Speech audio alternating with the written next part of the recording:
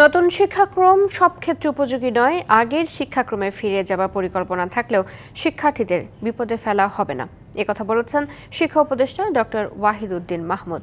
উল্লেখ করেন, দখলদারিত্ব ও রাজনীতি মুক্ত করতে চান শিক্ষাঙ্গনকে। সকালে সচিবালয়ে সাংবাদিকদের তিনি জানান, শিক্ষাক্ষেত্রে ব্যাপক রাজনীতিকরণ ও দুর্নীতিকরণ হয়েছে, এমনকি শিক্ষক ছাত্র সম্পর্ক রাজনীতিকরণ করা হয়েছে। এতে সম্পর্কের অবনতি হয়েছে। স্কুল কলেজে বোর্ডেও হয়েছে দলীয়করণ।